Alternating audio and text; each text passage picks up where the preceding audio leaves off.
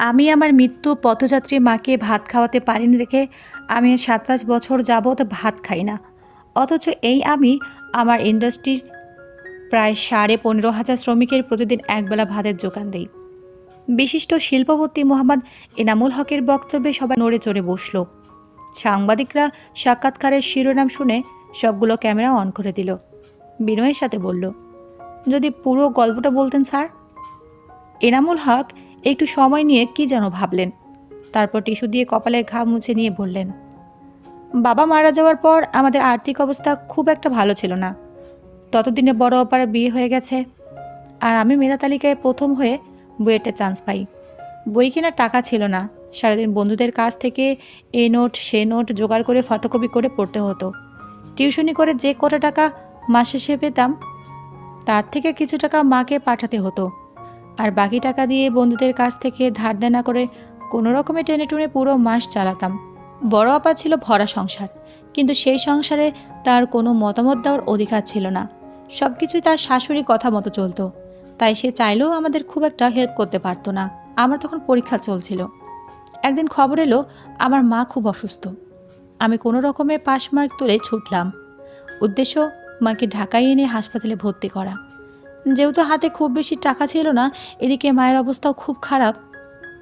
দিকদিশা না পেয়ে একটা প্রাইভেট ক্লিনিকে মাকে ভর্তি করালাম। ডাক্তার টেস্ট দিল, রিপোর্টে জানা গেল মা ব্রেন স্ট্রোক করেছে। ততক্ষণে মা উল্টাপাল্টা বলতে শুরু করেছে, বারবার ক্যানেলা খুলে ফেলছে, চিৎকার করে কাঁদছে, হাসছে, জোরে জোরে বাবাকে ডাকছে। আমাকে অস্থির হয়ে বলছে, তোর বাবা এখনো আসে না কেন রে আনা? আমি কি বলবো, আমার নিজেকে তখন বেসামাল লাগছিল। সে সময় ফোনে খুব একটা প্রচলন ছিল না। হাসপাতাল থেকে বাসে করে বড় আপার বাসায় যেতে লাগে প্রায় ৪৫ মিনিট। তাড়াহুড়োয় আপাকে জানানো হয়নি আপাকে একটা ফোন করা দরকার।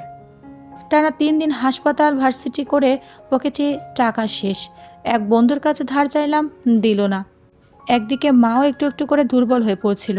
বড় বাবাকে বললাম, সেও এলো না। আসলে থেকে আসতে দেওয়া হয়নি। সে এসে হাসপাতালে পড়ে থাকলে তার সংসারে কাজ করবে কে? শেষ সময় মায়ের স্মৃতি এই আসছে এই যাচ্ছে। যতক্ষণ আমি মায়ের পাশে বসে থাকতাম, শুধু মা শোয়া অবস্থায় আমার হাত টেনে ধরে বলতো, না ভাত খাবো। ও না বাবা মার, দে না ১ প্লেট ভাত এনে। আমি শুধু নীরবে চোখের জল ফেলতাম। পকেটে তখন একটা পয়সাও ছিল না। বিশেষ করুন ১ প্লেট ভাতের দাম খুব বরং ১০ টাকা ছিল। কি অপদার্থ ছেলে আমি, তাই না? মাকে ১ প্লেট ভাত কিনে খাওয়ানোর সামর্থ্য নেই। তখন ছাত্র ছিলাম, আত্মসম্মান বোধ ছিল প্রবল। কারো কাছে ভাত চাইতেও লজ্জা করছিল। ভাত দেই না দেখে মা আমাকে রীতিমতো আষ্টে কামড়ে নাজেহাল করে ফেলেছিল। টানা ২ ঘন্টা মা ভাত খাবো বলে ক্লান্ত হয়ে পড়ল। আমি মায়ের মাথায় হাত বুলিয়ে দিয়ে বললাম, মা তুমি লক্ষ্মীমের মতো চুপচাপ বসে থাকো, আমি আমার বাসা থেকে ভাত নিয়ে আসি, কেমন? ভাত খাবো না? আচ্ছা। আমি উঠে পড়লাম। মা পিছু ডেকে বলল, তুই খুব ভালো না, আল্লাহ তোর ভালো করুক।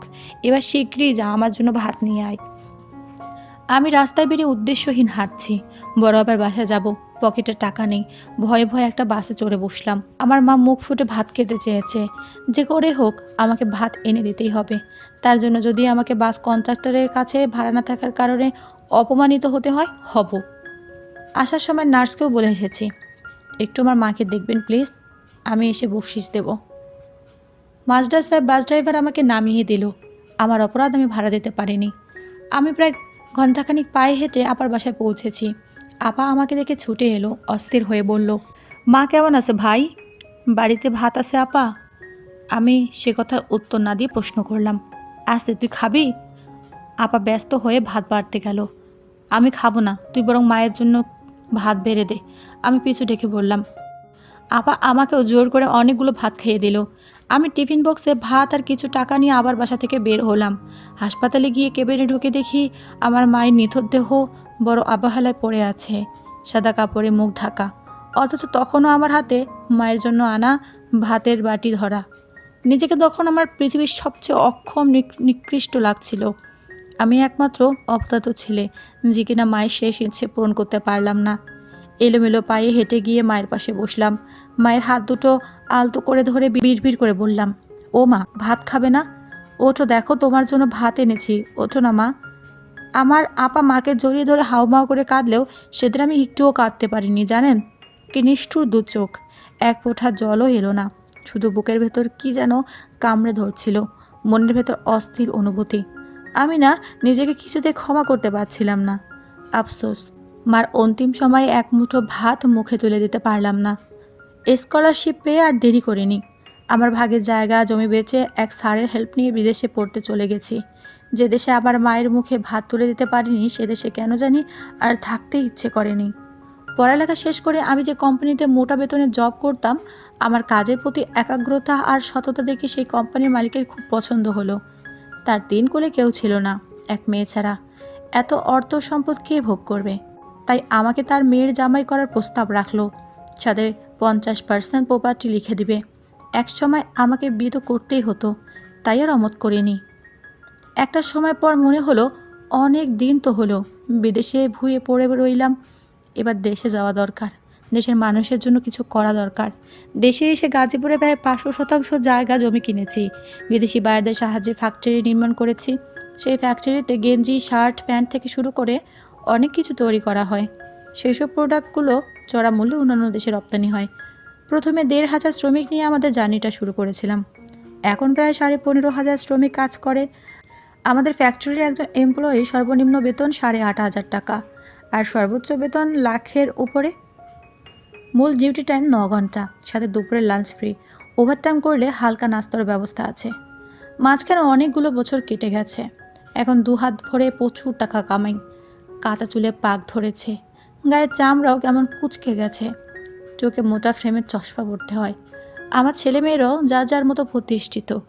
যে আমি ছাত্র জীবনে মাকে একমুঠো ভাত খাওয়াতে পারিনি, সেই আমি আজ প্রায় 15,000 মানুষের খাদ্য বস্ত্রের দায়িত্ব নিয়েছি।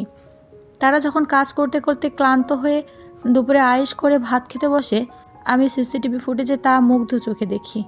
এই সাদা ফুলের মতো ভাতের প্রতি আমার প্রচুর দুর্বলতা থাকলেও কেন যেন আজও ভাত খেতে পারি না। এখনও প্লেট দেখলেই মায়ের মুখখানা চোখের সামনে ভেসে ওঠে। একটানা এতক্ষণ কথা বলে এনামুল হক হাঁপিয়ে গেছেন। একরাশ মুগ্ধ জনতা পেছনে ফেলে সে আস্তে আস্তে স্টেজ থেকে নেমে গেলেন। এখন ঘড়িতে 5টা বাজে। সন্ধ্যে 6টায় একটা 5 তারকা হোটেলে বিদেশি ক্লায়েন্টের সাথে গুরুত্বপূর্ণ মিটিং আছে। এখন না গেলে বড্ড দেরি হয়ে যাবে। চারপাশে পুলিশ, সিকিউরিটি এনামুল হককে গাইড দিয়ে গাড়িতে তুলে দিলেন।